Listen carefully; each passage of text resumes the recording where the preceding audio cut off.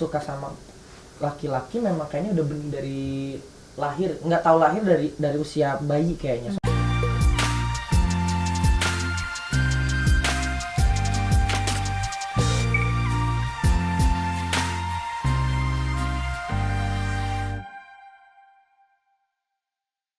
Halo semuanya, selamat datang di Ruang Cerita, ruangnya untuk kita bercerita.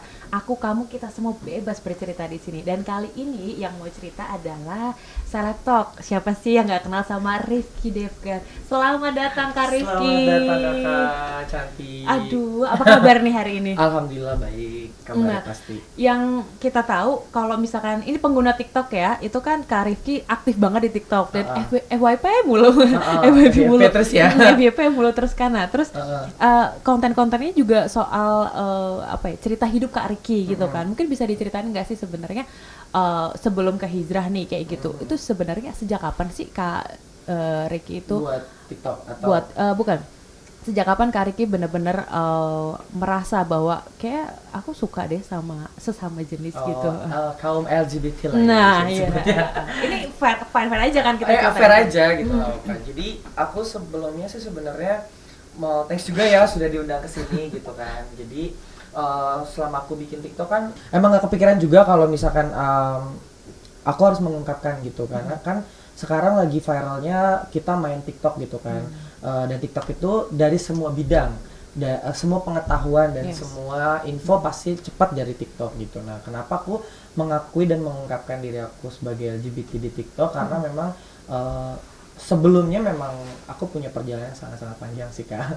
Perjalanan masalah hidup yang sangat luar biasa. Sampai akhirnya berani cerita ke TikTok, berarti diri sendiri udah mendeklar itu kan sebenarnya. Itu sejak kapan sih ngerasain kalau kayaknya aku suka nih sama yang ini kayak gitu, suka laki gitu. Kalau itu sih mungkin aku flashback dulu ke zaman kecil kali ya. Jadi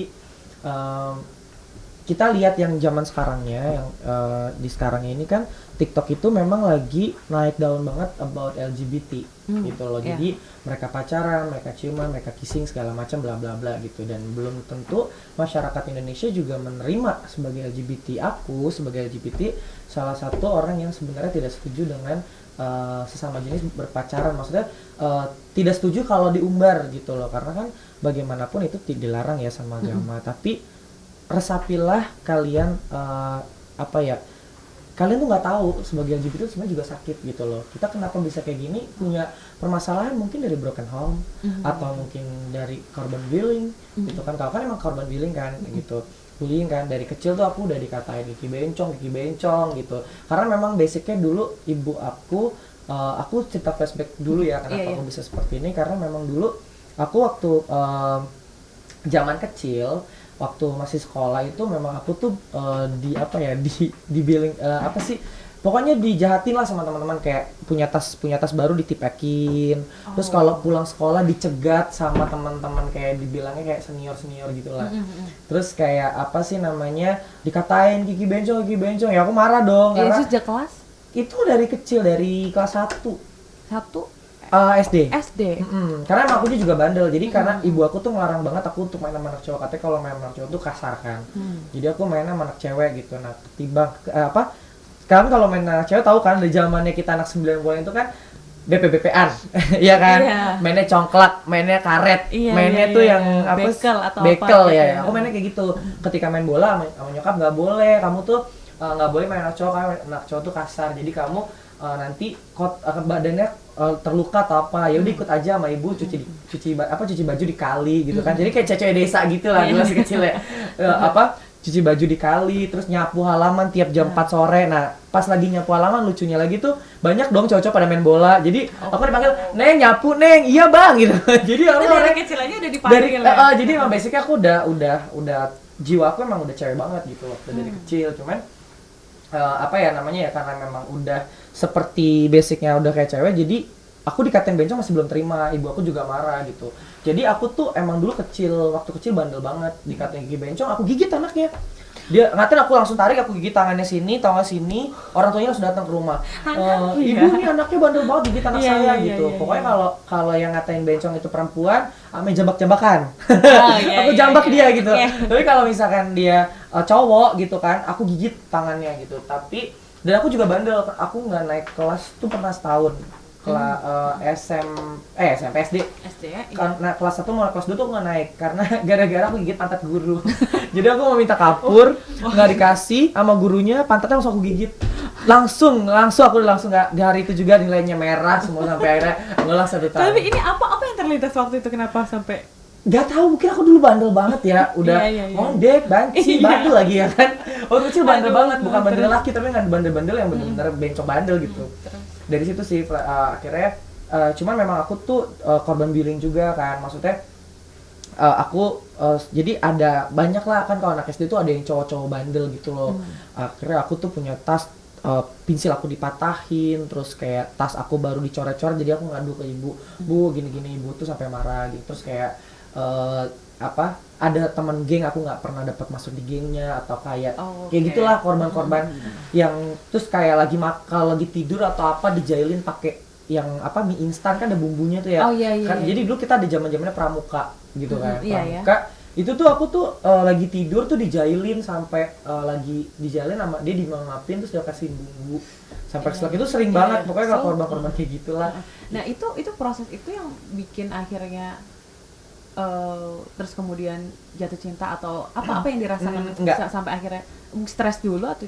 Kalau itu sih sebenarnya enggak sih Kak. Kalau mungkin kalau aku suka sama laki-laki memang kayaknya udah benih dari lahir, nggak tahu lahir dari usia bayi kayaknya. Soalnya ketika dulu aku umur 3 tahun ya, aku masih ingat. Jadi kalau ke rumah saudara di Lenteng tuh kan ponakan nyokap ya, itu cewek semua, dan itu tuh aku tuh suka banget sama boneka Barbie, sampai aku minta dibeliin boneka Barbie, sampai nggak boleh tetap aku minta gitu. Dari situ sih aku ingat banget tuh, sampai nggak dikasih. Emang dari kecil memang udah boneka Barbie. Nah aku punya halusinasi waktu masih umur belum SD sih, jadi astagfirullahaladzim, ini agak frontal sih. Jadi punya halusinasi, aku tuh kayak, karena dulu kan zamannya film India yang di TV ya. Bukan cerita, jadi sering ada India zaman dulu. Terus kayak ada ditangkep atau inspektur. Jadi aku berhalusinasi kalau aku tuh berhalusinasi kalau aku tuh seru kali ya kalau gue diculik gitu. Tapi diculiknya sama anak SMA, kayak diperkosa gitu, kayak dicambuli. Kayak gitu, sumpah kayak gitu. Jadi baru bisa tidur, mimpiin itu gitu, kayak nonton kayak artis siapa tuh berhalusinasi gitu. Itu ganteng banget si om itu gitu. Jadi nah kebetulan memang basicnya aku juga korban pencabulan pedofil ya. Jadi ada mas-mas dulu kan waktu kayak komuter lain kereta itu kan masih zamannya kereta yang belum komuter lain, masih kereta zaman dulu ekonomi tuh. Ya masih pintu terbuka, masih ada tukang sayur segala macam. Nah itu apa aja masuk. Iya, dan aku tuh sempat jadi bukan sebenarnya kalau dibilang korban pencabulan, enggak. Kalau yang itu memang aku sudah menyukai gitu. Jadi kayak suka sama mas-mas lah ibaratnya gitu. Janjian dulu di kolam renang di daerah sanalah, aku lupa di Jakarta gitu. Akhirnya janjian di situ, itu baru pertama kali ngerasa kayak deg gitu loh, sama om, bukan om ya, dibilang mas-mas kali ya, umur dari 25 atau 23, aku masih SD kelas 6 lah. Kamu SD. Dan masih kayak unyu-unyu gitu, dan itu juga udah yang kayak ternyata tuh kayak gini gitu loh. Maksudnya rasa penasaran tuh terobati berhubungan cuman just sex dulu gitu tuh dari kecil. Tapi kalau korban pencabulan itu sebenarnya sama tetangga sendiri. Gitu, tapi sekarang udah nggak ada tangga. Jadi waktu aku dulu ngumpul, kita dulu anak 90-an tuh kalau malam minggu pasti kalau nggak bakar ayam ngumpul main gitar, terus HP Nokia tau kan yang dulu masih gini, kayak main game gitulah ya. Jadi pada pulang yang cewek-ceweknya, yang cowok aku tidur, tiba-tiba aku dibuka seret gitu sama tetangga sendiri yang nggak seumuran sih, lebih beda 2 tahun lah. Aku mungkin dia SMP, aku SD. SMP kelas 1 SD, cuman kayak penasaran, cuma digesek-gesek doang. Aku di situ yang kayak, apaan gitu. Aku udah cobain, dari situ ketagihan, dan ternyata dia dan tapi pas kamu lagi digesek segala macam nggak ngerasain apapun? Nggak, cuma penggesekan, coba aku yang deg-degan aja gitu loh. Apaan sih, akunya risih, tapi dia mencoba meyakinkan kayak udah diem aja gitu loh. Gitu akhirnya aku coba nikmatin keterusan, jadi janjian. Nah ternyata saudaranya juga seperti itu, ngelihat aku menyukai, dan aku tuh dipaksa untuk apa sih namanya, orang lah gitu-gitulah ya pokoknya. Saya akhirnya nggak mau gitu, nggak mau, tapi tetap dipaksa. Akhirnya berjalan sampai 4-5 bulan. Itu masih SD kan? Itu masih SD, sampai ketemu di titik SMP kelas 1. Nah karena aku dulu sekolah SMP-nya Muslim, jadi kan agamanya itu kuat kan, jadi aku takut dengan hal itu gitu. Jadi astagfirullahaladzim, nggak mau gitu. Akhirnya aku ninggalin ada kayak gitu akhirnya sampai titik ketemunya di kelas 3 SD sampai ke SMA tuh aku fun aja, maksudnya nggak tahu tentang dunia kayak gitu lagi. Gitu. Nah setelah kan berulang kali melakukan itu, atau misalkan diajak bareng sama tetangga segala macam, nggak pernah ngelapor ke orang tua saat itu? Saat itu nggak, karena kan akunya juga menerima gitu, dan emang basicnya bukan aku ngerasa dicabuli banget gitu, cuman pengalaman dicabulinya ya dari awal itu. Tapi makanya aku bisa, akhirnya kan dulu kereta masih ekonomi kan, jadi belum ada handphone. Jadi dulu aku punya temen, dulu tuh masih tahu kan Kak, zamannya ada laser nyala gitu, harga goceng sampai 20.000 paling mahal kan. Nah itu tuh, jadi ada temen aku diiming-imingin sama seorang mas-mas yang ntar gue beliin laser kalau mau jalan sama gue. Terus dia cerita ke aku, emang siapa orangnya? Pasti aku udah berimajinasi dong, pasti suka sama laki gitu. Jadi boleh dong kenalin ke gue. Dari situ udah mikir kalau laki nih gitu ya? Maksudnya pasti tuh bukan, aku nggak tahu namanya pedofil, maksudnya gini, pasti tuh suka sama anak kecil gitu. Aku bilang ya udah janjian ya kita di stasiun Bojong jam 10 pagi gitu. Kan belum ada handphone kan. Pas di janjian dulu tuh stasiun juga masih jelek, di kebun mana gitu kan. Ketemu jadi kayak stasiun di floor berapa gitu. Terus peron, namanya peron kereta arah Jakarta, dan ketemu dia ada di pojokan itu. Pas aku lihat, ih kok ganteng gitu. Jadi akhirnya diajak lah berenang di situ. Temen aku kan nggak tahu, dia cuma yang penting di tujuan temen aku itu beli laser harga 20.000. Tapi emang nggak diapa-apain. Ketika aku udah punya feeling pasti dia suka sama anak-anak, dan ketemu sama aku juga dia suka. Akhirnya temen aku cuma nganterin doang gitu, dan pada akhirnya aku komunikasi sama dia di tengah. Jadi alibinya dia mau ngajarin berenang gitu. Tapi ternyata sebenarnya mau mencabuli gitu, tapi di situ aku menikmati gitu loh. Jadi lambat laun sampai kelas 3, dari SD kelas 6 sampai berjalin hubungan, tapi nggak pacaran ya, just kayak immediate buat seks aja. Itu sampai kelas 3 SMP.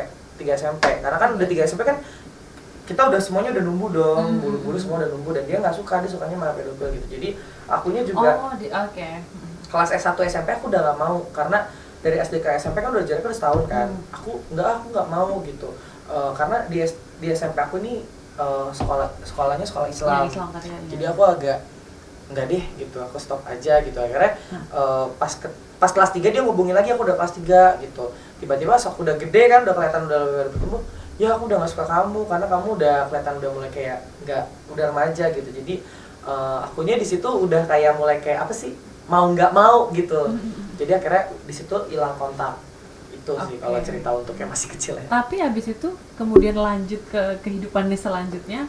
Kehidupan selanjutnya, dan disitulah baru cerita dimulai. Jadi kehidupan selanjutnya akhirnya aku masih kerja jadi waiter, dan pas kerja jadi waiter karena kan aku kurang kasih sayang gitu kan dari bapakku, kurang kasih sayang dari bapak, dan ibu aku tuh dulunya tukang gado-gado, dan dia terkenal di Bojonggede gitu kan. Bude Kiki gitu. Jadi aku udah bilang sama ibu, Bu, nanti kalau aku udah kerja, ibu jangan dagang gado-gado lagi gitu. Kayak waktu aku jadi gini, zamannya waktu kita SMA itu kan aku SMA di SMK Negeri 1 Bojonggede ya. Jadi aku udah bilang sama ibu jadi kalau orang tua pada punya motor, aku tuh enggak gitu. Jadi aku tuh jalan kaki. Jadi ke sekolah itu jarak tempuhnya berapa ya, 3 kilometeran lah ya. Enggak 5 sampai 6 kilometer lah gitu ke sekolah. Dan itu aku jalan kaki, lewatin kebun, lewatin pohon bambu gitu. Terus ketika anak-anak yang lain udah pada punya handphone, aku nggak punya gitu kan. Jadi ngerasa sedih di situ. Dan ketika anak-anak main, aku harus ngebantuin ibu aku dagang gado-gado. Pada akhirnya memang setelah jadi aku nggak lulus, aku nggak tahu kenapa nggak lulus, karena basicnya memang nggak tahu kenapa, entah salah nulis entah apa. Akhirnya aku yang lainnya lulus, aku nggak lulus, jadi masih nunggak 1 tahun. Tapi aku boleh bisa kerja. Nah di situ malah aku lebih dulu kerja. Ijazah belum turun, anak-anak maksudnya hasil lulus belum keluar, tapi malah aku biasanya udah kerja di Walker Hotel dulu. Jadi aku kerja di hotel Red Top dulu tuh. Jadi dapetin 35.000 per hari. Sehari, pokoknya sebulan gaji aku 800 lah ya gitu. Nah itu dari situ bekerja, akhirnya ketemu link, pertemanan lagi, dunia, bukan dunia sosmed ya, lebih ke dulu masih Friendster, dari Friendster masuk ke Facebook. Akhirnya aku dari Facebook aku kerja di hotel di Jakarta, salah satu Jakarta, Hotel Treva. Disitulah gitu, akhirnya aku kerja dan disitu baru ngerasain yang namanya mungkin apa ya, yang nggak punya jadi punya, jadi ngerasa kayak alhamdulillah gitu. Maksudnya orang misalkan kemarin UMR 900.000, aku udah 1,1, UMR mereka 1 juta, aku udah 1,5. Jadi emang kalau hotel itu memang gajinya ada 2, ada gaji, ada servis, namanya servis jasa. Akhirnya disitulah aku bekerja, jadi ngikutin zaman. Ada skincare, pakai skincare yang ke dokter, ada handphone dulu zaman mereknya BlackBerry, bisa kebeli, motor bisa ngutang, jadi bisa ngasih nafkah ke nyokap gitu. Anak tren banget ya gitu. Anak tren banget gitu. Nah baru di situ baru mulai sama-sama tertarik lagi dan pacaran dan apa segala macam yang sesama jadi di situ basicnya memang aku kan nggak suka minum, merokok ataupun tahu tentang hal-hal yang seperti itu. Basicnya memang polos-polos aja gitu. Nah jadi dulu itu memang ada aplikasi sesama ya gitu. Boleh disebutin nggak sih? Nggak boleh. Jangan. Dari aplikasi sesama gitu kan. Dan itu dulu aku pernah menggunakan aplikasi itu gitu. Tapi basic aku nggak begitu suka sama aplikasi-aplikasi yang sesama. Jadi aku lebih ke mainnya di Facebook sama Friendster gitu. Tapi rata-rata Facebook sih. Jadi Facebook tuh dulu nge-booming banget kan. Jadi lihat profilnya aja udah kelihatan. Gitu, ih lucu, cakep gitu, di follow. Dari kan 5.000 tahun Facebook itu main 5.000 kan. Dari 5.000 tuh aku nyantol 5. Dan dari 5 itu nyantol 1. Dan akhirnya artinya nyantol itu artinya sampai ketemu, sampai lanjut, sampai pacaran gitu. Maksudnya sebenarnya just friend doang sebenarnya, cuman masa sih gitu. Tapi emang gue suka sama dia gitu. Masa sih dia ini nggak ya, suka nggak ya? Tapi basicnya enggak gitu ya. Cuman kayak kita tuh Facebook itu berjalan 3 bulan. Facebook jadi 2 hari ke kantor, ke office, minjem dong buka Facebook tengah malam, ada chat lo dari dia gitu. Terus ntar baru bisa ngebukanya lagi nanti di 2 hari kemudian, atau aku pas lagi kerja. Karena kan dulu zaman handphone belum, Facebook aja dulu kita masih susah kan gitu ya. Pas Facebook bukan, bertambahnya zaman, akhirnya berkenalan lah gitu. Akhirnya lah ketemulah sama seseorang yang aku banyak pacar, nggak banyak, aku nggak, dari dulu nggak punya banyak kenalan banyak, tapi pacar itu yang LGBT itu aku cuma punya pacar yang banget cuma ada 1 sebenarnya. Kalau yang pernah jadi pacar 3 lah, tapi yang bener-bener banget aku jalin hubungan itu cuma 1 gitu. Nah itu pengalaman juga sih, akhirnya karena kan aku kurang kasih sayang nih dari bokap. Jadi kamu dapetin dari mereka. Aku dari someone gitu loh, dari dia. Kenapa aku cari cowok ini, pergaulan aku nggak pergaulan mabuk atau segala macam. Paling aku pergaulan ini ya jeleknya aku paling jadi LGBT aja gitu. Dan akhirnya ya di situ akhirnya aku kenal, komunikasi sama dia, akhirnya kita bertemu. Udah ingat banget tuh di bulan Ramadan. Di bulan Ramadan, Bo. Di bulan Ramadan maksudnya dia datang loh jauh-jauh dari kotanya dia ya gitu, ketemu aku doang. Sebenarnya juga dia mau sharing kali ya. Dia juga terpuruk pengen cari kerja atau apa. Akhirnya aku undang aja gitu.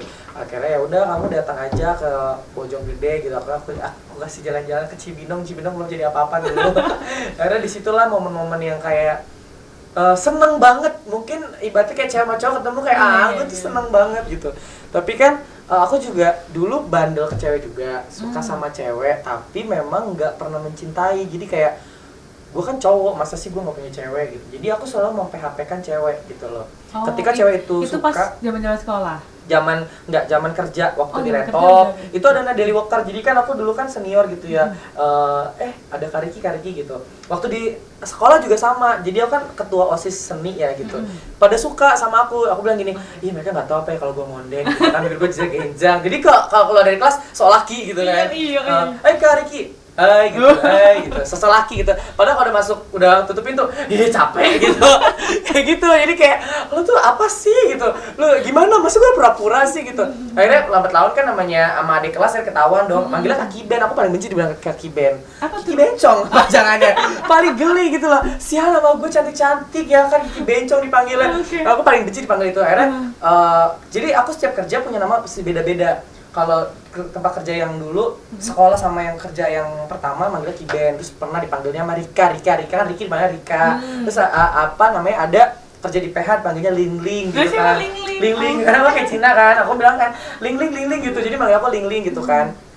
Kayak gitu sih, beda-beda beda-beda. Nah, sekarang aja udah manggilnya Riki semua gitu. Kalau itu pengalaman yang aku alamin ya, maksudnya selama berpacaran sama LGBT sebenarnya awalnya kalau aku memang mungkin, maaf banget sorry to say, kalau teman-teman sekarang kan mungkin ada yang lagi hits banget namanya open BO atau memang mencari uang di sana. Kalau aku enggak, aku sebagai si LGBT sendiri memang aku butuh pacar yang buat as a sharing, bukan di seks ya, maksudnya bukan di seks doang. Seks itu memang pasti, tapi jadi kebutuhan ini ya. Kebutuhan ini karena gini loh, aku kurang kasih sayang dari bapak gitu loh, dan aku punya kehidupan kebahagiaan bersama dia, menceritakan pengalaman dia, menceritakan pengalaman aku. Akhirnya kita tuh kayak pacaran gitu. Jadi kayak gue tuh suka nyaman sama lo gitu, dan kayak baper banget. Jadi beruntungnya aku tuh gini loh, aku bisa ngedapetin straight dan tapi rata-rata straight ya? Rata-rata straight, jadi aku gak pernah punya lebih pacar gawat yang dong. ngondek.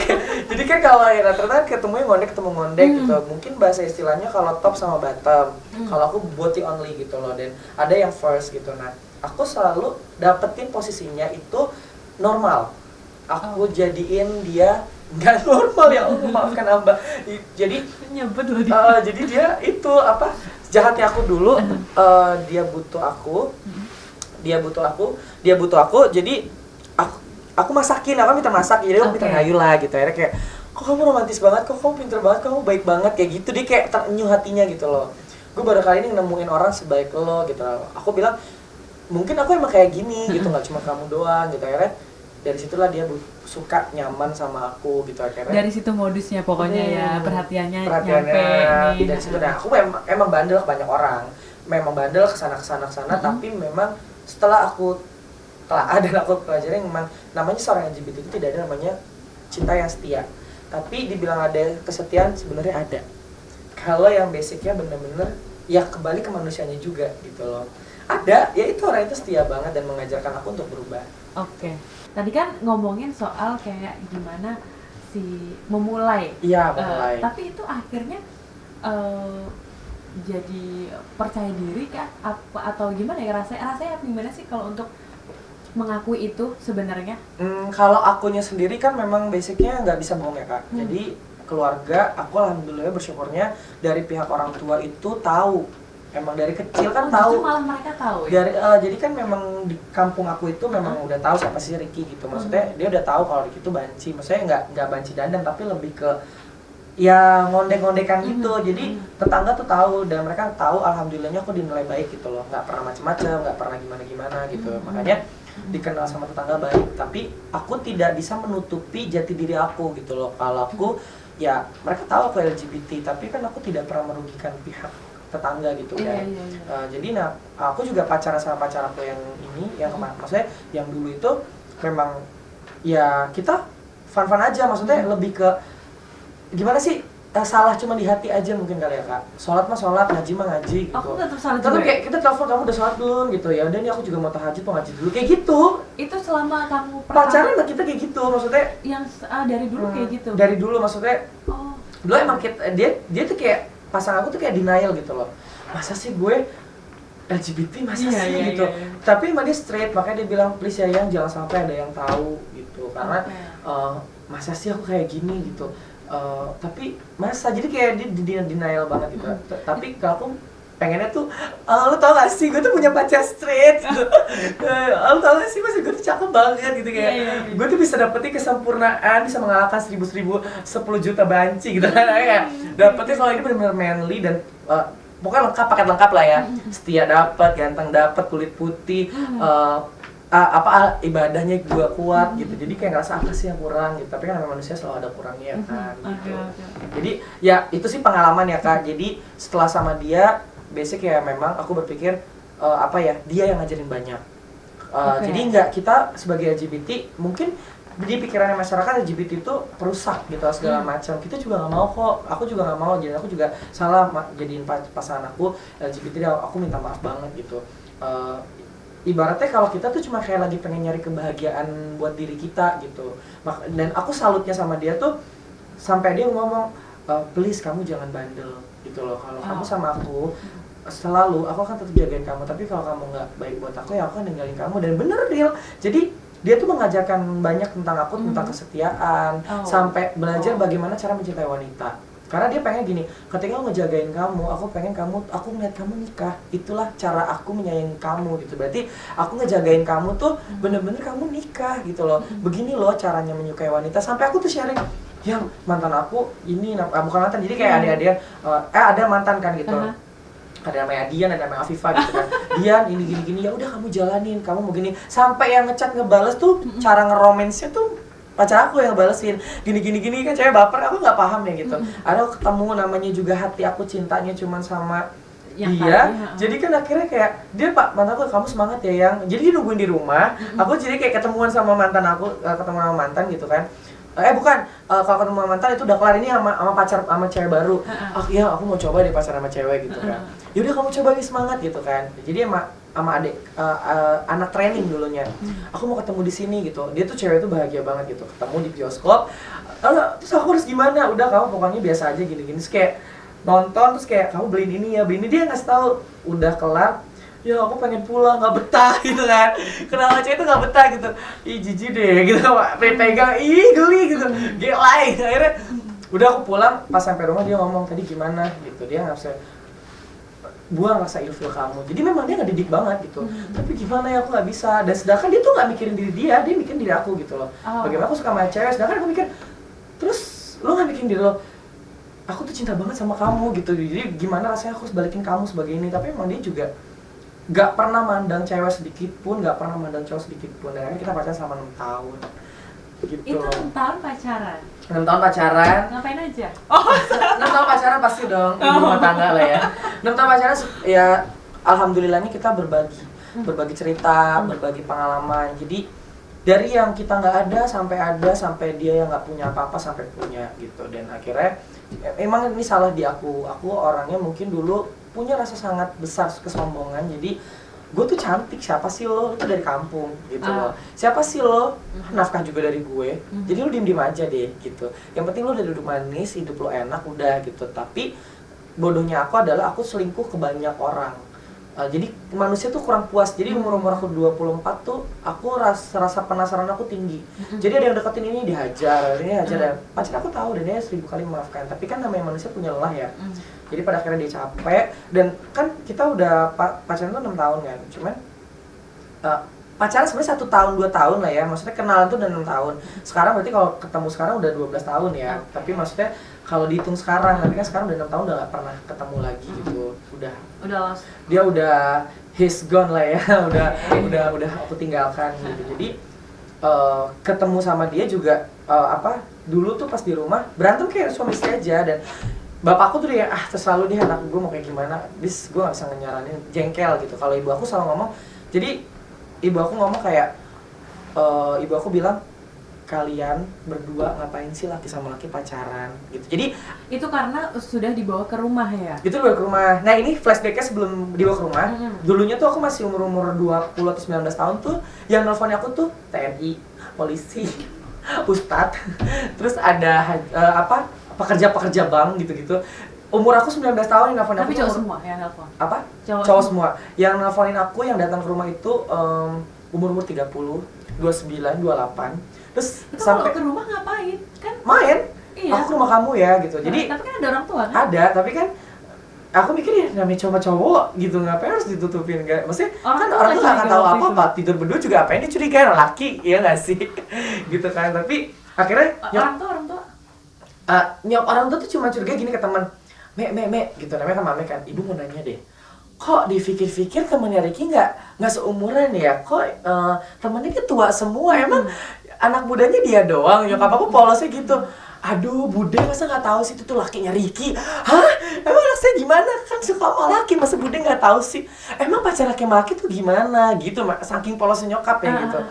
Serius, emang dia nggak suka perempuan? Ya suka, tapi dia nggak nafsu gitu. Jadi kayak ibu aku tuh saking polosnya, masa sih gitu. Akhirnya Justru nggak ada cekcok apa segala macam. enggak sih, enggak. Akhirnya ibu aku nanya kayak gitu. Akhirnya apa ya? Jadi itu aku belum ngomong apa-apa nih ceritanya, belum ngomong apa-apa. Akhirnya ibu aku kayak tahu aku pacaran. Akhirnya ibu aku bilang pas aku lagi kayak berantem sama pacar aku lagi di rumah, kita yang berantem gitulah.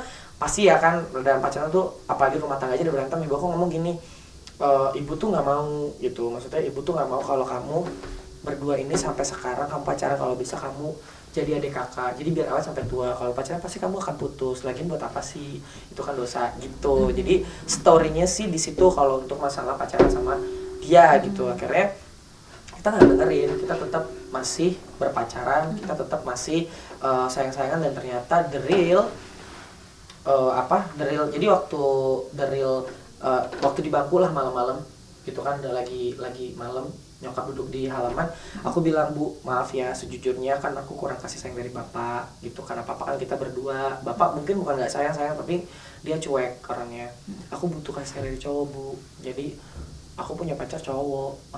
Bu kaget kan, emang sama pertanyaan gitu, emang cowok-cowok bisa pacaran? Dibilang gitu, bisa, Bu. Ya buktinya yang aku datangin itu kan pacar-pacar aku, cuman pacar-pacar sebenarnya just for fun sih.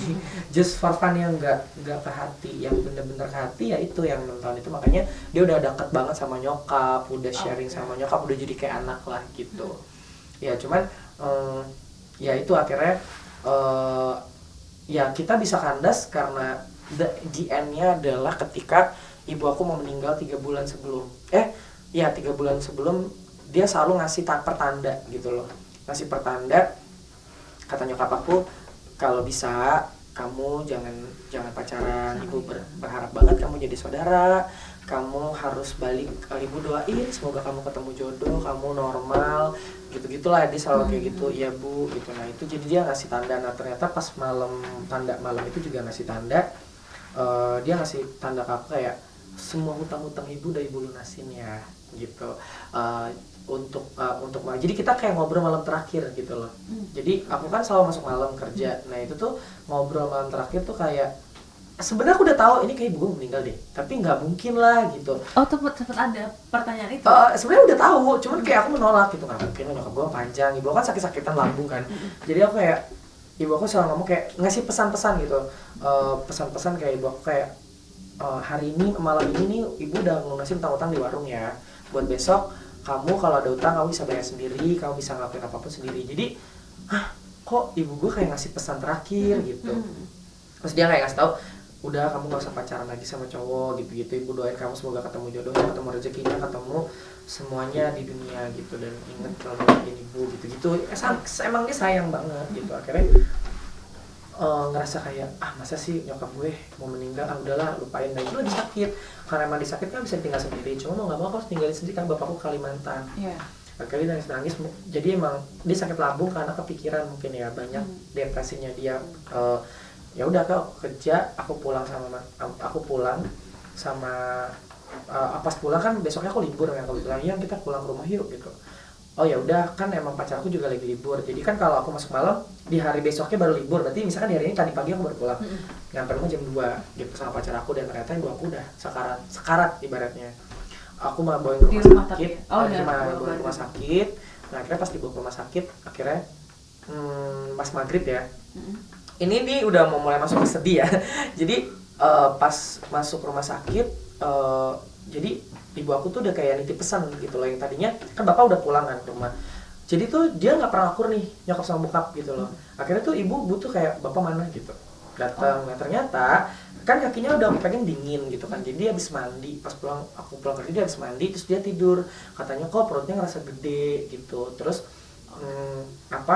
dia tuh kayak badannya udah gak kuat gitu, udah merem tuh udah nggak bisa ngelihat. Nah ternyata dia nitip pesan ke bapak gitu. Jadi nggak ngerti pesannya apa, aku lupa pokoknya dia kayak nitip pesen masalah penguburan atau apa. Oh iya, dia nitip keselan nanti kalau aku meninggal tolong jangan dikuburin aku di Jawa, kuburin aku di sini aja gitu. Nah tapi aku nggak tahu tuh. Nah cuman yang bikin aku pertanda dia nggak ada tuh, Bu, mending kita ke rumah sakit aja yuk, dibawa ke rumah sakit. Ya udah ayo, tapi ibu jangan, tapi ibu pulangin ya, jangan ditinggalin. Maksudnya pulangin ya gitu loh, jangan ditinggalin gitu. Nah jadi kasih pertanda, kok dipulangin gitu, maksudnya jangan dirawat, tapi dibilangnya jangan ditinggalin, ibu pulangin ya, pulangin gitu. Udah tuh benar, pas aku datang ke sana aku bilang sama pacar aku, udah kamu nunggu di rumah gitu. Pas aku kesana kan dulu aku handphone lowbat tuh, masih yang dulu di jalan aku naik Grab, dianterin sama tetangga karena kita hidup bertiga, aku sama bapakku doang bertiga. Nah pas udah kesana ke rumah sakit, nah bapakku tuh sama aku miskomunikasi, jadi ternyata ibu aku tuh udah sekarat. Jadi pas dicek darahnya itu hitam warnanya, dan aku nggak tahu gitu loh. Dan ternyata dokter udah ngomong ke bapakku jangan ditinggal karena udah kritis. Nah karena aku telat bayar BPJS, sudah berapa bulan nggak bayar, aku harus melunasi BPJS itu, karena kalau nggak kan mahal biayanya. Jadi aku ke depan lah ke Alfamart gitu. Pas ke sana, nah akhirnya dokter tuh udah ngomong ke bokap gitu, tapi aku bokap gak cerita ke aku karena aku berpikir ada pembantu lah gitu. Jadi aku titipin ke pembantu, Mak tolong jagain ibu nih, ada uang Mak, kalau apa makan di luar, aku yakin ibu bisa tinggal ke orangnya ini.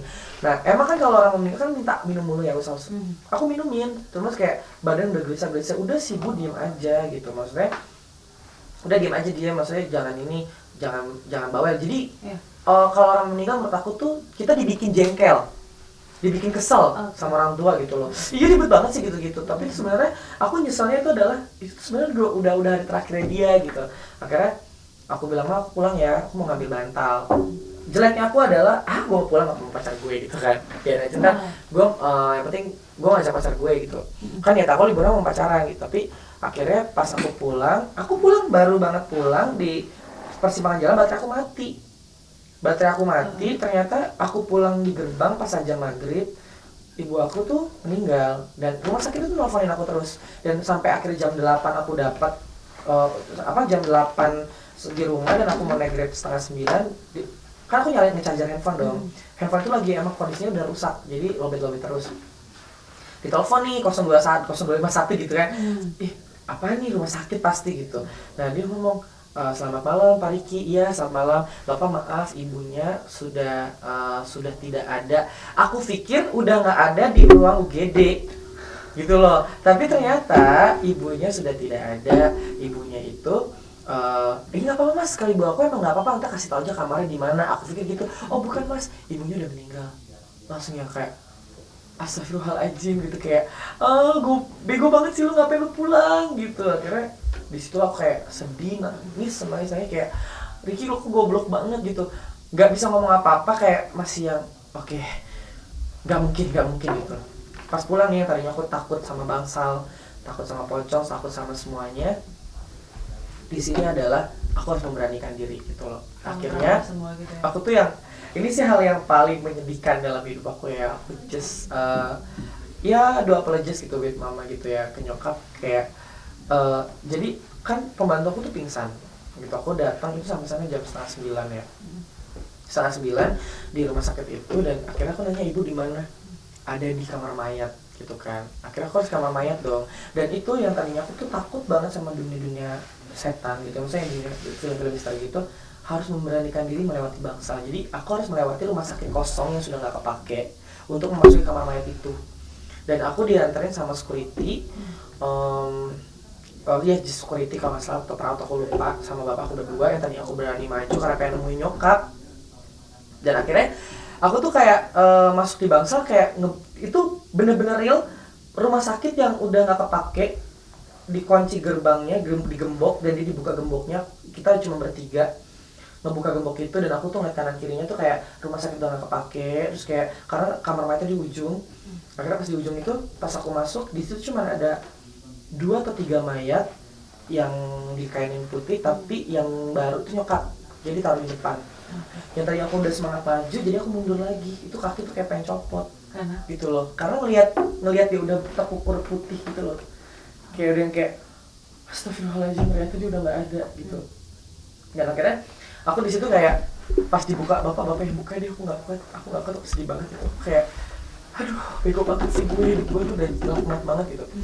Pas dibuka itu tuh masih seger banget, kayak aduh itu masih kayak Baru berapa itu menit masih yang seger lalu? banget. Dan itu tuh aku bilang gini, Bu, Kiki minta maaf banget kalau Kiki punya salah. Begonya aku tuh, kenapa sih gue nggak baca lu syahadat gitu loh, kenapa gue nggak bacain lu gitu, kayak kenapa sih Bu Kiki nggak bacain ibu baca syahadat gitu. Akhirnya aku bilang ibu, Bu, kalau ibu emang mau maafin Ricky, tolong jawab respon Ricky gitu, tolong kasih pertanda untuk ibu mau memaafkan Ricky gitu kan. Karena aku jadi baper, jadi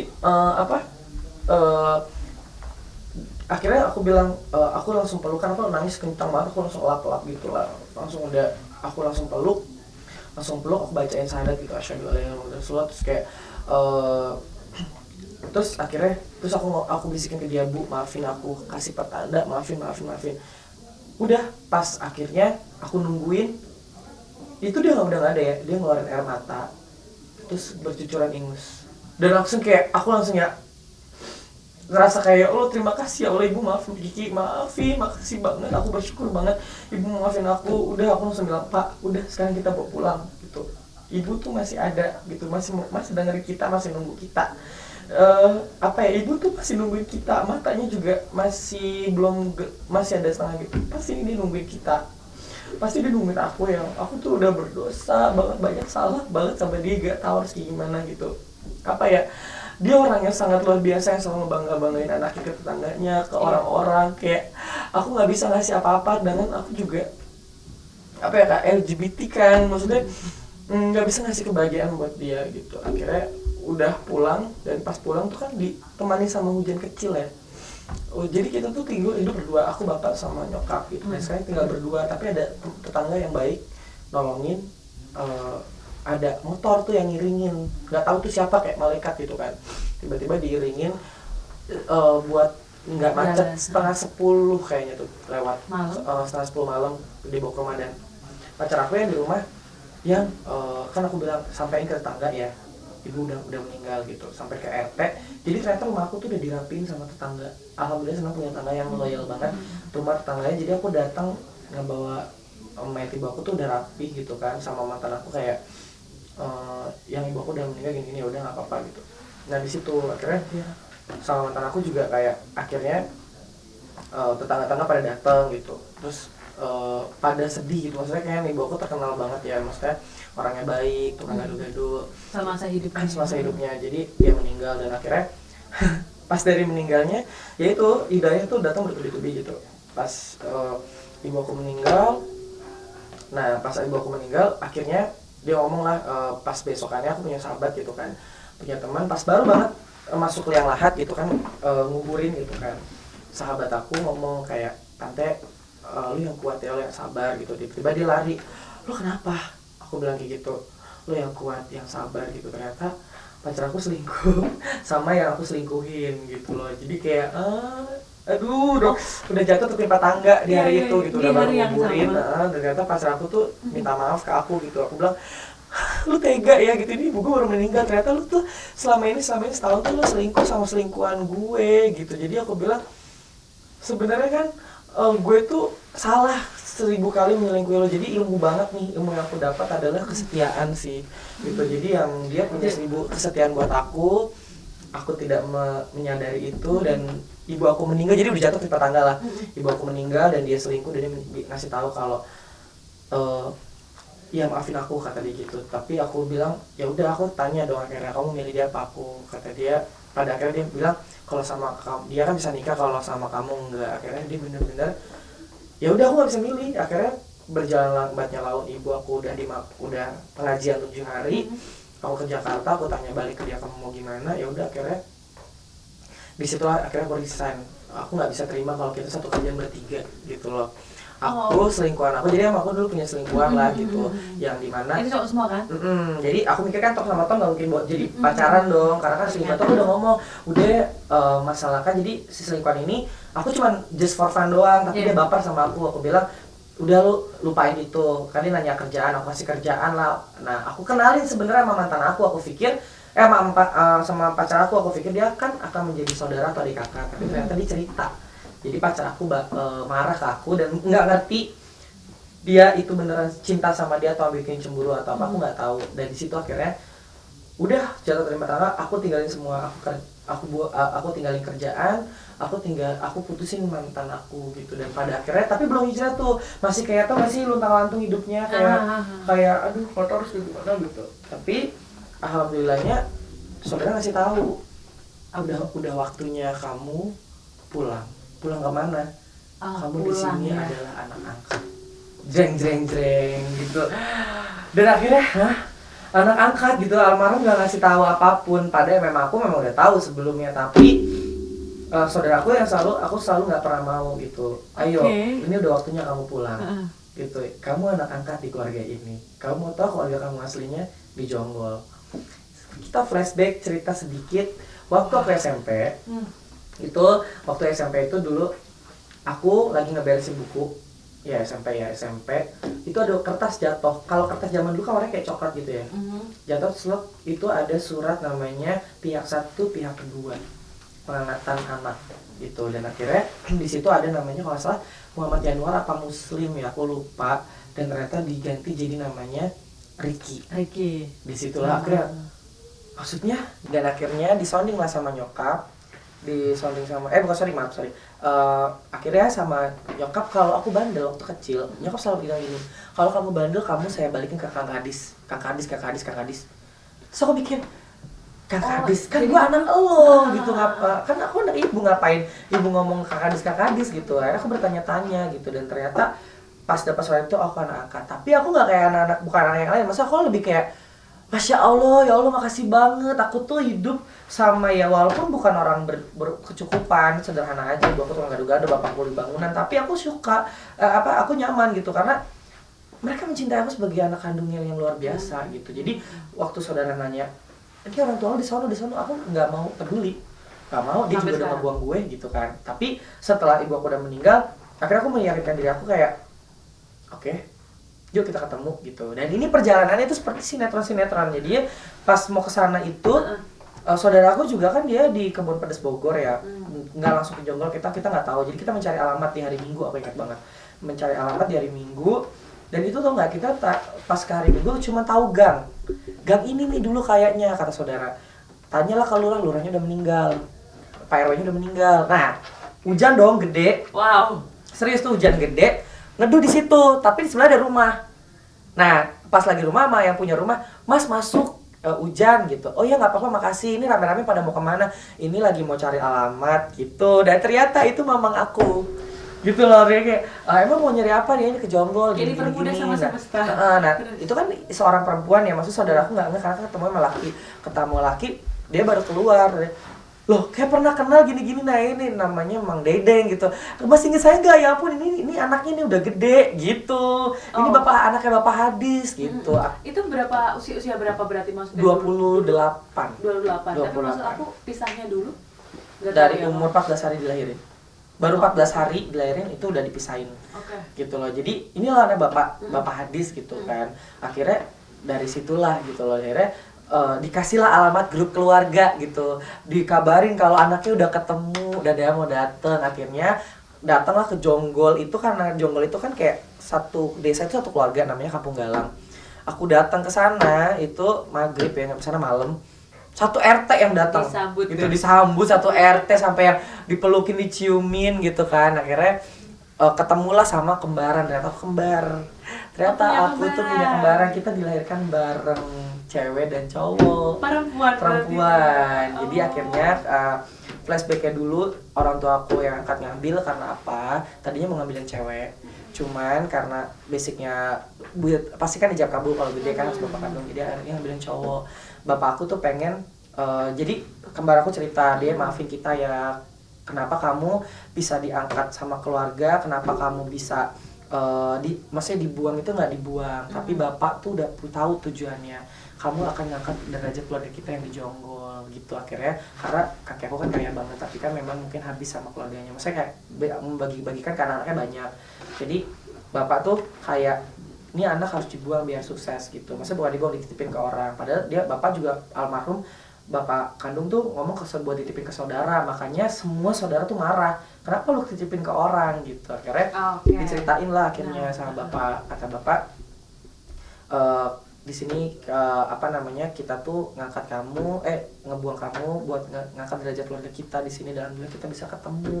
Akhirnya ketemu lah di situ, ketemu sama Umi gitu, nyomin ya akhirnya di situ aku ritual lah nyuciin kaki ibu kandung, dan aku baru tahu, jadi nggak kayak masih belum terima gitu, karena aku udah selalu sayang dan cinta sama almarhumah ibu yang kemarin, dan ketemu sama Umi kayak masa sih dia nyokap gue gitu. Nah, tapi lambat laun kesini ya kayak oh iya, memang aku udah mulai mencintai Umi gitu lah. Akhirnya sekarang ketemulah di dunia sosmed gitu kan. Akhirnya masih zaman Instagram tuh aku dipertemukan jadi di Instagram. Jadi kenapa aku hijrah? Jawabannya di sini. Nah, makanya aku jadi perjawabannya di sini. Jadi dulu waktu di zamannya aku masih ada nyokap, yang aku bilang tadi pacaran sama mantan aku kan, dia setahun. Nah, setahun itu aku kan lagi zamannya Dasmash dulu ya, Kak. Iya. Dasmash tuh dulu aku tuh dibilang androgyny model, jadi kayak aku punya fisik laki-laki yang bisa menjiwai wanita. Jadi ketika aku berpakaian wanita nggak kelihatan laki, jadi kayak wanita, dan aku memanfaatkan momen itu. Jadi ketika aku jadi laki-laki ganteng, ketika jadi cewek cantik gitu, dan dia Dasmash itu tuh viral. Aku punya fans dan punya banyak follower dari si Dasmash itu. Akhirnya aku ketemu lah sama Kak Bobi, diajakin show, belajar tuh Kak Bobi tuh, thank you banget buat Kak Bobi. Jadi aku belajar lip singer, belajar percaya diri dari sana, dari Golden Boys. Akhirnya aku dari sana kan September, Oktober, November tuh banyak orderan. Nah dari situ aku kayak menyombongkan diri, kerjaan di hotel lagi bagus, show aku banyak, jadi aku kayak merasa pacar apa sih lo? Gitu loh, kan cuma rendah doang gitu, jadi punya kesombongan itu. Pada akhirnya pacar aku tuh kayak kesepian, nah makanya si mantan aku ini, si selingkuhan aku ini ceritalah ke dia, dan mereka pacaran setahun itu gitu, dan aku nggak tahu deh, aku baru tahu setahun itu. Makanya disitulah akhirnya aku berpikir kayak oke, setelah ketemu Umi aku malu dong, aduh gimana ya, kan sosmed. Tapi cerita sama Umi nggak? Apa? Cerita sama Umi soal keadaan. Umi aku itu dia kurang paham tentang semuanya. Dia nggak bisa masak, dia nggak tahu dunia sosmed, dia taunya sawah. Tapi dia orang kalau soal kamu yang suka, aku menjelaskan tapi dia tetap nggak paham gitu. Jadi kembaran aku yang ngasih tahu ke, ya emang semua udah tahu. Jadi aku itu kan keluarga kandung kan, keluarga kandung. Nah itu menerima kah waktu itu? Jadi belum tahu, ya masih kucing-kucingan. Jadi aku stres gini, aduh gila kalau dia tahu gue banci show, aduh mati deh gue, aduh Instagram gue kan terkenal gitu. Benar ternyata.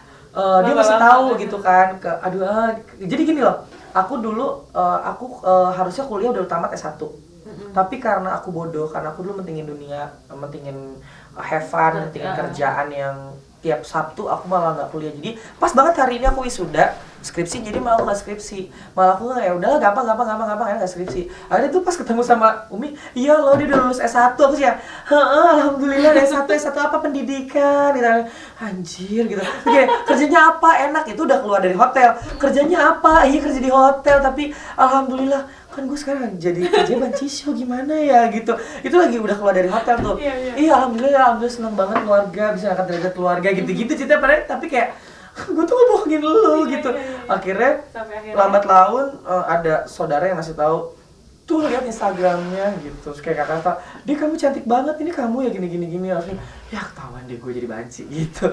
Akhirnya aku pulang, aku jelasin, maafin ya aku gini. Tapi nggak ada sempet cekcok atau marah sama karena mereka kan juga malu ketemu aku, malah dia minta maaf. Kayak aku malu sebenarnya ketemu kamu nggak bisa ngasih apa-apa gitu loh, malah kamu yang ngasih kita gitu. Jadi aku ceritain akhirnya aku ceritakan, karena kakak aku juga sudah nikah 2 kali gitu, dan apa yang dia rasain sedih aku rasain juga gitu loh. Cuman kalau dia cowok, kalau aku cewek ke laki gitu loh. Jadi tapi kan tadi kan dari apa, abis ibu meninggal, terus diselingkuhin sama pacar, terus akhirnya ketemu keluarga, titik baliknya di situ kah untuk akhirnya? Iya. Jadi pas akhirnya akhirnya di situ aku mikir kayak oke, fix gue kayaknya harus meninggalkan semua. Jadi aku ada kontrak terakhir 4 Februari 2018. Aku bilang sama teman-teman kayak Jerry, teman Densa, semua yang pada bergantung kerja sama aku, sorry, gue harus ninggalin properti gue, dan gue kayak udah nggak bisa lagi jadi Ariana Grande sama Miss Jepang. Nggak apa-apa kan kalian semua kalau gue mau hijrah. Jadi kita tuh show kayak ini show terakhir gue ya teman-teman, kayak mbak sedih banget, udah langsung pelukan gitu, kayak nyanyi kan lagi zamannya Cabila Cabelo nggak saya, Bana Undana, aku nyanyi lip sync itu, kita langsung pelukan kayak makasih ya semuanya, jadi kayak resign gitu loh, kayak pelukan gitu, kayak mau tutup mall gitu, kayak sorry ya, iya mudah-mudahan kita ketemu lagi, dikiranya tuh aku bohongan gitu, tapi gue kayak malu aja sama orang tua, akhirnya aku ninggalin. Ya udah, akhirnya aku disitu berpikir udah tuh aku hijrah, cuma aku hijrahnya sendiri, aku tuh bingung mau kemana gitu, hijrah kan harus punya panutan gitu. Akhirnya aku ketemu namanya teman hijrah, terus aku punya namanya aksi tanggap, aksi cepat tanggap tuh relawan gitu loh, ACT, jadi aku menjadi relawan di sana, jadi aku develop diri aku gitu kan, jadi aku mencari pengalaman, gue mau jadi relawan deh gitu, gue lagi hijrah nih gitu. Ya udah, akhirnya aku ninggalin dandan, aku tinggalin semuanya. Murni kamu tinggalin semuanya. Aku tinggalin semua,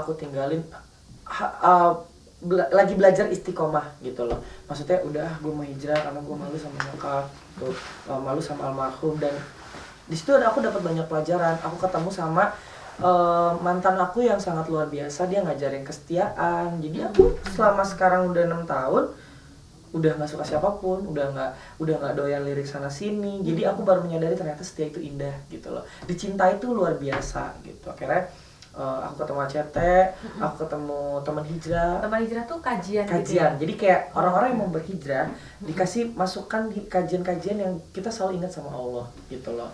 Akhirnya aku cerita tentang diri aku ke mereka dan mereka selalu merangkul aku gitu. Akhirnya disitulah aku kayak, nah pas lagi zamannya TikTok tuh di bulan COVID kan? Iya. COVID, nah, nah itu aku berimajinasi lagi tuh, gitu. Jadi pas lagi zamannya TikTok emang aku biasa main TikTok biasa, karena kan udah biasa viral di Dasper sudah nggak ada, di Instagram udah biasa. Sampai akhirnya masuk ke TikTok. Masuklah ke TikTok, gitu kan. Nah, pas masuk ke TikTok itu kan TikTok sangat luar biasa aplikasinya. Iya. Ada aplikasi yang orang yang bisa tirus, bisa tanpa makeup dia jadi bermakeup, gitu kan. Iya. Yang hitam jadi putih, gitu. Jadi aku punya imajinasi nih, balik lagi nih gua berkreasi, gitu kan.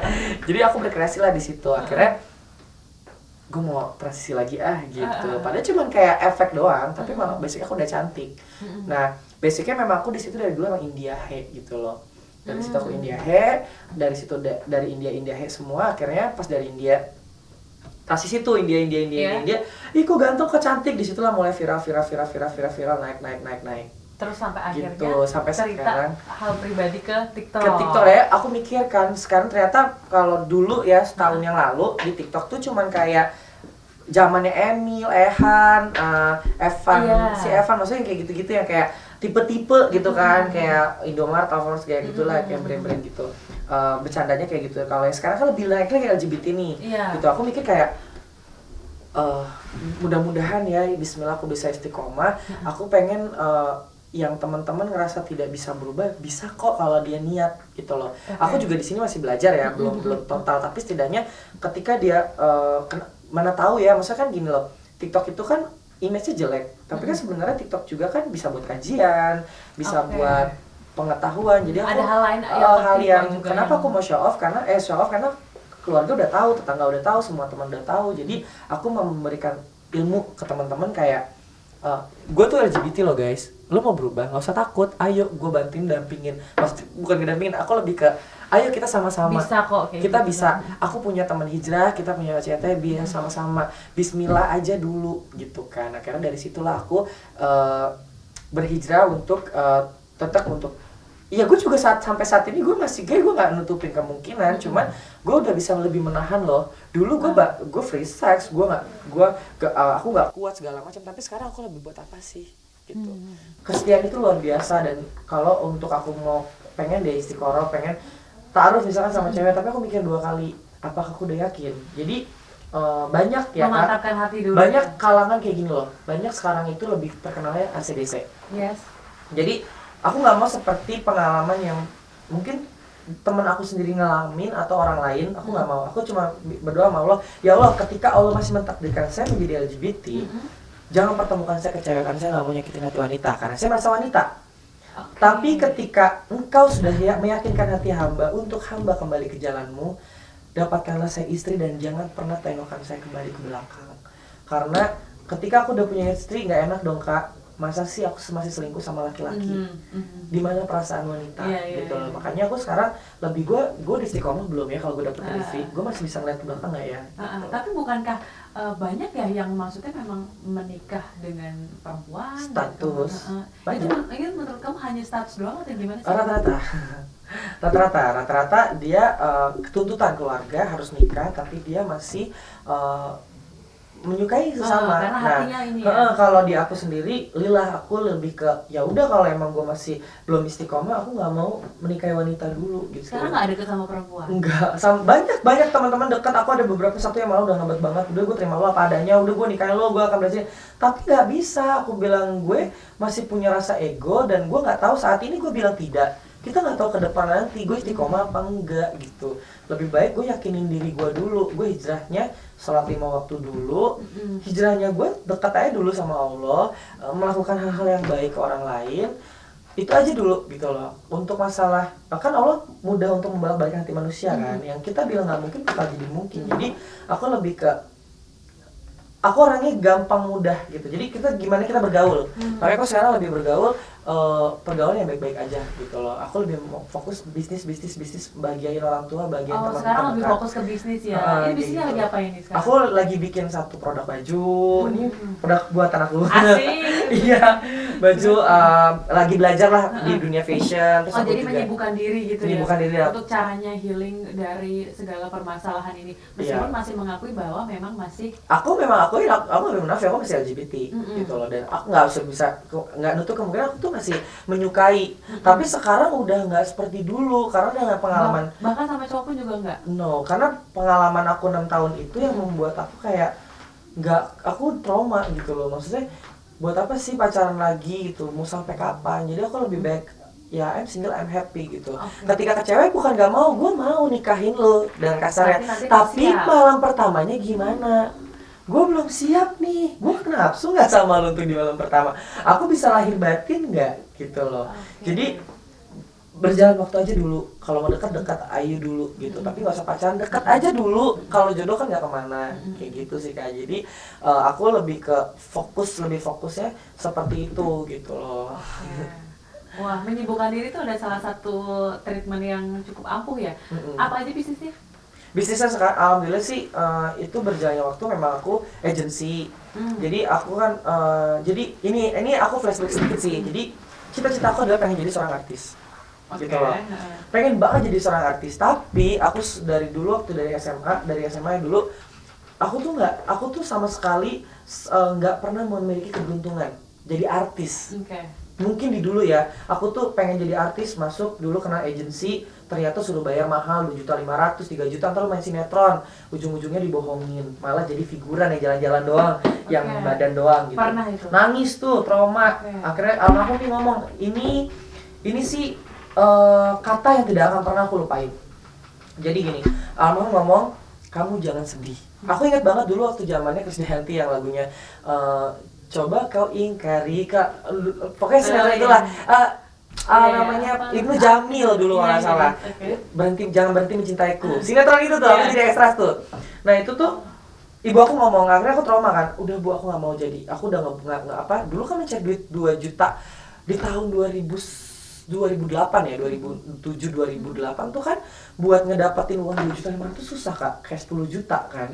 Jadi itu harus dapetin uang itu karena aku pengen jadi artis. Tapi ternyata itu cuma ajang pencarian bakat ala-ala doang diselenggarakan oleh salah satu agensi aja gitu. Karena kan dulu belum sebanyak sekarang manajemen dari agensi atau dunia sosmednya.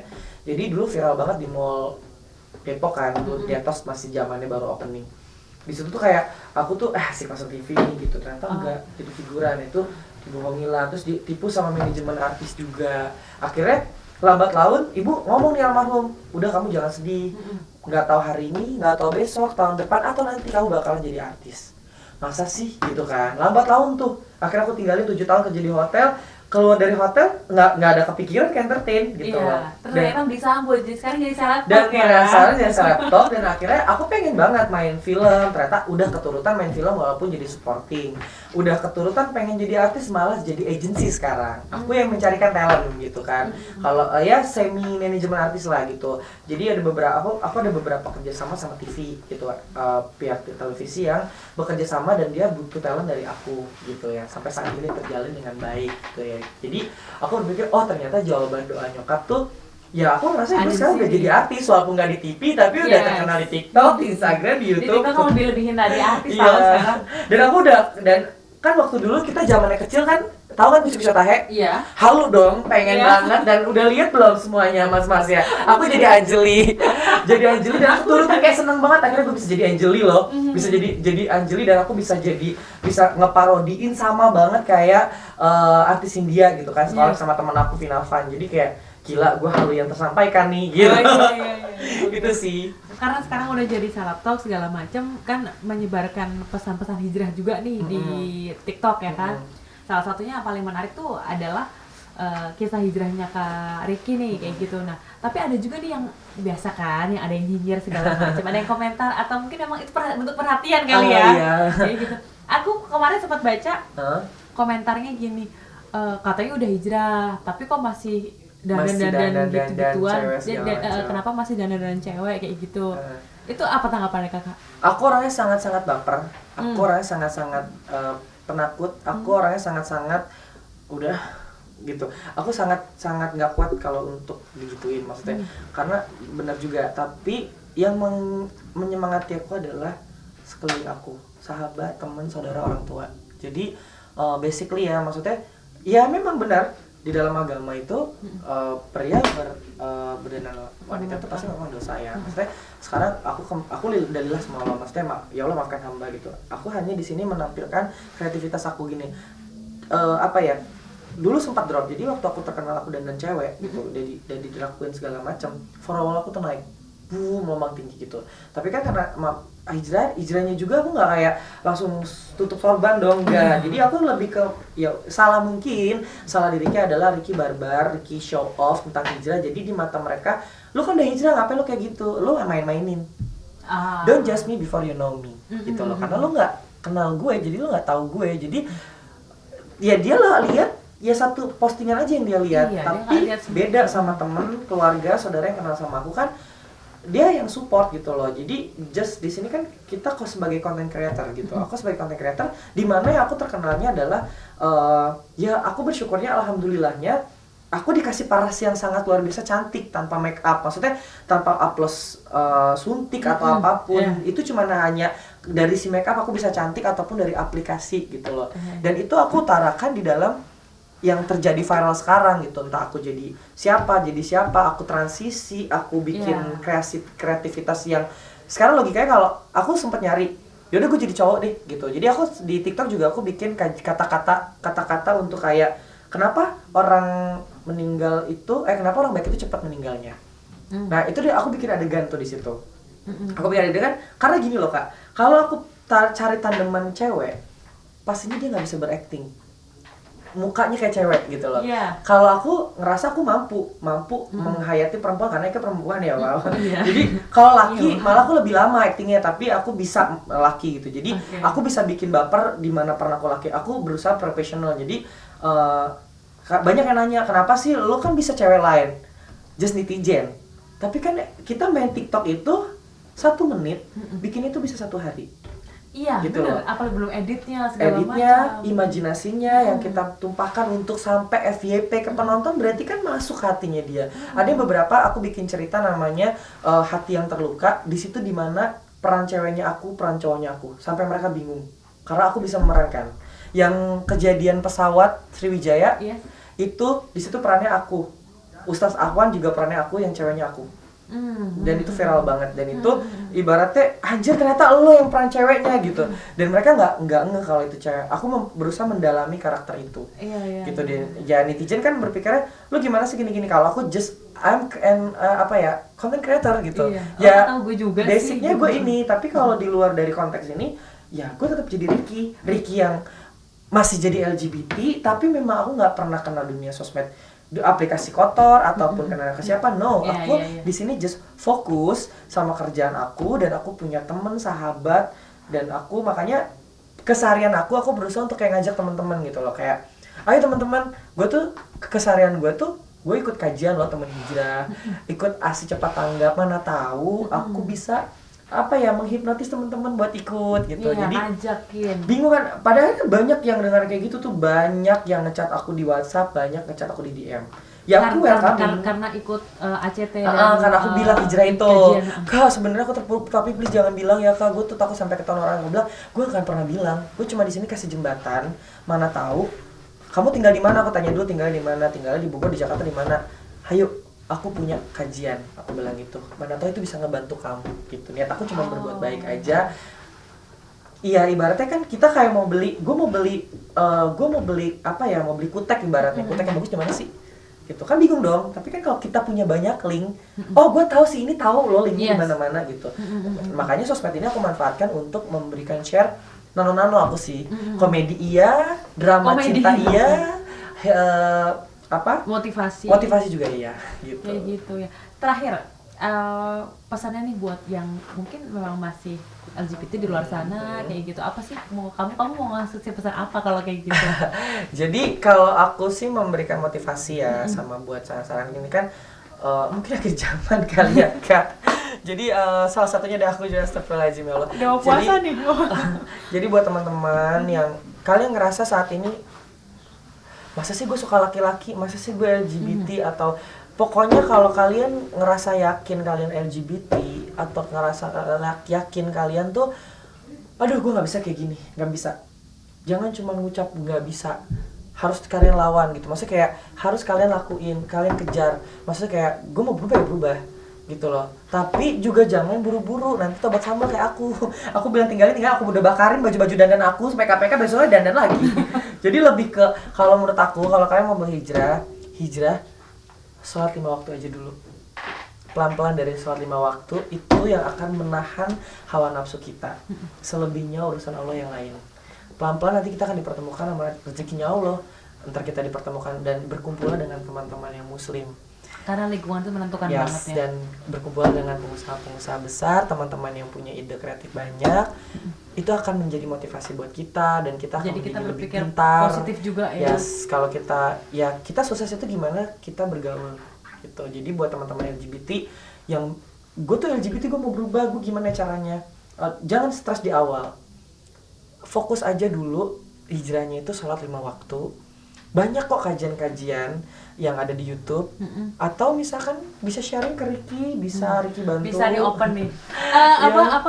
Instagramnya apa mungkin? Instagramnya Ricky Adrian Devgan, TikToknya Ricky Adrian Devgan, YouTube-nya Ricky Adrian Devgan. Waduh. Langsung di subscribe pokoknya. Aku juga di TikTok sekarang kan bikin reward juga kan, mau ngasih hadiah mau kena gitu. Jadi banyak ternyata yang suka. Jadi karena aku kan pengen memberikan motivasi ke teman-teman gitu, dan karena kan sekarang banyak banget ya Kak LGBT kan. Maksudnya mereka bangga gitu atau gimana? Sebenarnya gini, dua sisi. Ada yang bangga, ada yang tidak bangga. Kalau Ricky sendiri, saat Ricky akuin, aku bangga jadi LGBT, no, aku juga sedih. Aku just butuh cinta, aku butuh kasih sayang. Tapi aku udah gimana ya, udah mau nggak mau kasih sayang aku dari laki-laki itu. Tapi aku pun itu salah gitu. Makanya nggak usah takut, nggak usah khawatir. Kalau yakinin diri dulu aja, kuatin hati, mantepin. Kalau mau berubah pelan-pelan, jangan buru-buru nanti tobat sambel. Kalau pelan-pelan, dari 5 waktunya udah, tambahin sunahnya. Baca ibaratnya kalau kan dapat masukan, baca surat Al-Waqiah kalau aku tiap asar, abis isya, biar kita kaya, rezeki kita berlimpah. Gitu. Tiap malam Jumat baca Al-Kahfi. Ya, terus baca surat Al-Mulk gitu kan. Terus ya banyak istiqomah baca Quran gitu. Terus berkumpul. Intinya balikin berserah diri gitu. Berserah diri sama Allah. Jadi maksudnya kan nggak mungkin ya Kak, misalkan kayak Kakak minum atau mabuk atau apa, nggak mungkin ditinggalin 100%. Kayak misalkan tapi sesuatu ada usaha ya. Yang penting kita usaha, karena kita dengan kita ngaji, dengan kita sholat, hawa nafsu kita tertahan gitu loh. Tapi kalau misalkan kita nggak ada fondasi untuk sholat sama ngaji, itu hawa nafsu kencang. Apalagi kita bergaul sama teman-teman yang masih kaumnya gitu. Makanya aku menghindari dengan kaum-kaum itu, bukan menghindari, sebenarnya lebih menghargai diri aku sendiri. gitu loh. Itu gimana caranya kita benar-benar harus bisa menghargai Diri kita sendiri. sendiri. Terima kasih banyak Sama-sama, Kak Ricky Nana. Devgan, lama sekali kita ngobrol. you. Terima kasih ya waktunya. Terima kasih sama-sama. Dan motivasinya tentu saja. Sekian ruang cerita hari ini. Jangan lupa like, comment, subscribe, dan makasih juga buat Sarita buat makeupnya hari ini, dan sampai jumpa. Thank you, bye bye.